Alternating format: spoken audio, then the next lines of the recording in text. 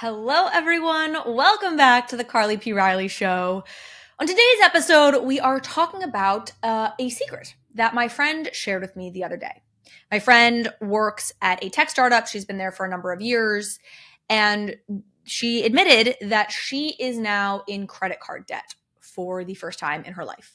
And when she started at this company, she was making $75,000 a year or so. She now makes $100,000 a year with the potential for additional bonuses. She's super smart. Her employers love her. She went to a good state school in California. She is in credit card debt for the first time, despite the fact that she is making more money than she's ever made in her life. And she was saying, I've been ashamed to admit this to people, but I'm just telling people because I don't want to be ashamed of this anymore. And I feel like not telling people makes me feel even worse about myself. And people I know aren't talking about this enough. And the big thing, the kicker for her was she was saying, I don't feel like I'm irresponsible with my money. I don't feel like my lifestyle has changed all that much. Maybe I get my nails done a little bit more, but the whole lifestyle creep thing, sure, it's happened a little bit, but I don't feel like my lifestyle has changed that much since when I was making $75,000 a year and now I'm making $100,000 a year. And yet I am now struggling financially in a way that I never felt like I was back then. And she was saying she's another friend she talked to about this who's in the same boat, who also has credit card debt now, who never had it before. And I think what's so interesting about this is you had a narrative back in the day about millennials. Back when we were younger millennials, there was this whole narrative about how avocado toast is the reason that, none of us could buy homes. And then millennials did, of course, what millennials do, and we memed the hell out of that and made it a whole thing of the reason we can't afford home ownership is because of our avocado toast. It's definitely not the fact that rent is unaffordable and healthcare is unaffordable and we're related with student loan debt. No, it's the avocado toast that's the problem. But funny enough, I do feel like now the avocado toast is playing a role in this credit card debt phenomenon, not in a way where I am remotely blaming the individual or saying we shouldn't have avocado toast. The problem is that life has gotten so unbelievably unaffordable. This iced matcha latte, I don't get this every morning. I used to get this every morning. I no longer get this every morning because it is $10. This is my preferred caffeine of choice. It's a little watered down now. I'm sorry. Don't judge me.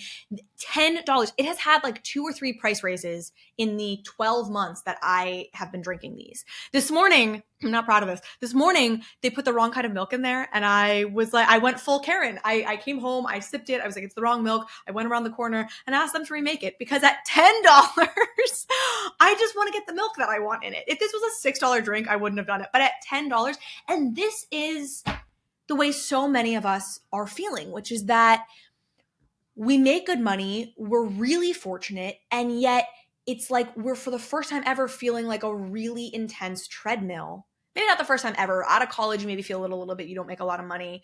But the treadmill has reached a point where everyone is feeling it. One of my richest friends who was at a startup that IPO'd, bought a house, cashed out, bought a house. She's like, I'm feeling this way. I'm feeling like I'm waiting for the other shoe to drop. And yes, inflation. Okay, we all understand there's been inflation. We all understand that there's been a certain amount of inflation, but that businesses have additionally marked up prices even beyond what inflation demanded because they saw an opportunity to improve their profit margins because the narrative around inflation allowed them to raise prices even more because they're like, oh, inflation, but really they were just being more profitable, whatever. But I think there's more than just what's being reflected in the traditional inflation data that's worth talking about. Personally, my husband and I are moving. We're trying to move apartments. Our rent at our current apartment in Manhattan is going up by $1,300 a month.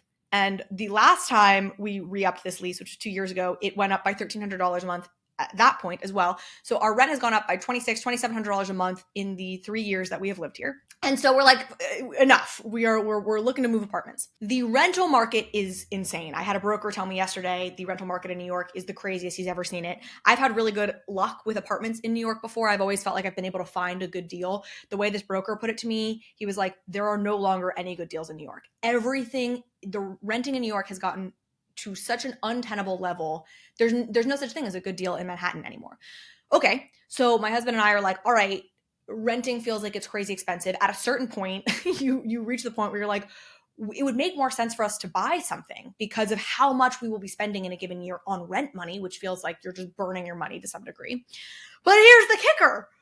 buying a place, it's obviously a terrible time to buy for a variety of reasons, but part of that is interest rates. Interest rates are so high. And of course, the irony is that the Federal Reserve raised interest rates to combat inflation. And it's somewhat working because the rate of inflation is going down. Of course, prices are still going up, but the rate at which prices are going up is going down. And so then they rose interest rates in order to combat inflation. And this gets us to the other part of inflation that isn't being captured by existing inflation data. So let me explain. Larry Summers, who was the former Treasury Secretary, he tweeted this the other day. He said, "We show that if we make an effort to reconstruct the CPI of Occam's era, which would have had inflation peak last year around 18%, we are able to explain 70% of the gap in consumer sentiment we saw last year." So ignoring all these weird terms like Occam's era and all the rest of it, fundamentally what Larry is saying here is that the main way that we measure inflation, which is CPI, the Consumer Price Index, that CPI is not taking into account the cost of borrowing money, the increased cost of borrowing money.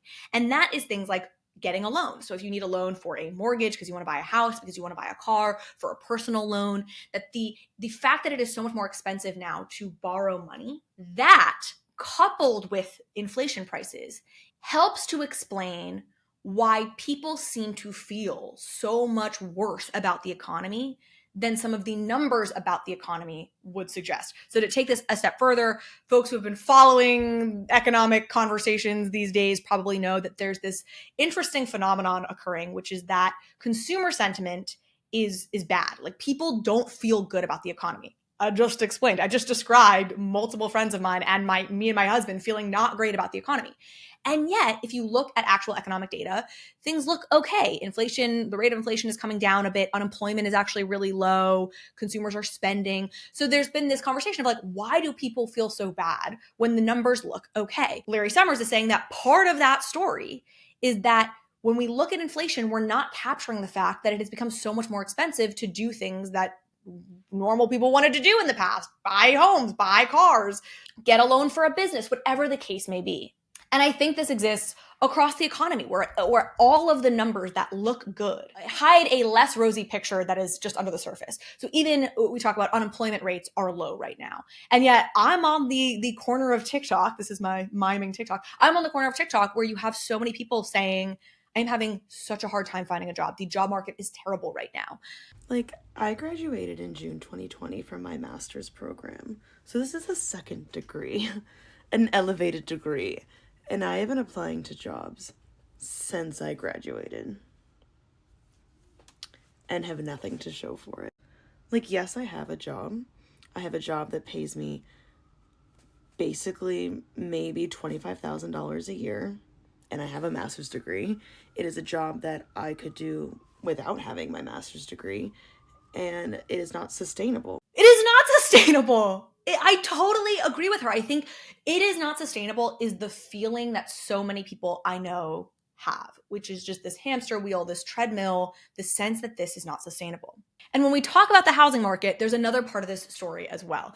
This is a video of me FaceTiming my husband while I walked through an apartment in New York that we are considering renting. It is a one-bedroom apartment for $5,500 a month. Now, the reason we are considering this is because it has really nice light, which is what we don't like about our current apartment, and we want to have really nice light. But $5,500 a month for a one-bedroom apartment. But the thing that really makes me mad about this apartment, and I'm ranting about it to my husband here, though there's no sound on this video because it was just about having a recording of me showing the apartment. The thing that makes me really mad is this is a rental-only building. So let's talk about this for a second. You may have heard that private equity companies like Blackstone, who I believe is the one that owns this particular building, have been buying up real estate around the country for years now. I mean, truly since the 2008 financial crisis, they've been doing this. And the plan, the dark scheme, is basically to turn everyone into renters. Nothing would make private equity companies happier than the idea that they have all of this recurring revenue, $5,000, $6,000 if you're in Manhattan, elsewhere, whatever the prices are, every single month coming from hundreds of thousands of people around the country who you are holding captive because you live in one of their apartments. They can raise fees. They can tack on new fees. There's no personal relationship. It's not like it's a human to human relationship. Steve Schwarzman, CEO of Blackstone, isn't like, oh, Brody, is your heater broken? Like, let's make sure we fix it and do it really good quality. And like there's no personal relationship if you have some massive private equity company owning this building in which thousands of people live. But it's an amazing recurring revenue stream if you're Blackstone. And that is exactly the case with this apartment building. I walked into this apartment building. I was talking to the woman who was going to show me the apartment. And we've looked at so many apartments. I'm like confused as to what day it is. And I was like, are we looking at rentals or to buy here? Like I couldn't even remember what I had scheduled. And she was like, oh, this is a rental only building. Like we never sell. These apartments are never for sale. It's rental only. And so I was like, oh, who owns it? And it was like Black, blah, blah, blah, whatever. It's a Blackstone offshoot, I'm sure.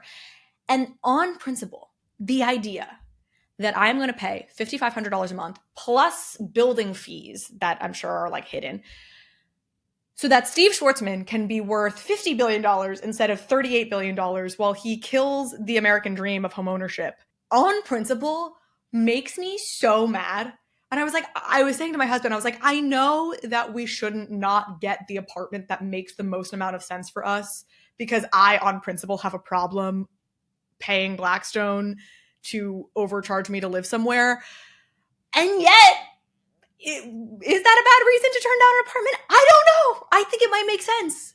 And to be clear, we are so fortunate and we are turning to each other throughout this process, just going, how does anyone afford anything? It reminds me of the Chappelle clip. He has this moment where he's like, how are we alive, Dad? You don't have $3? Well, then how are we alive, Dad? And it's like, how are any of us alive and surviving this crazy system?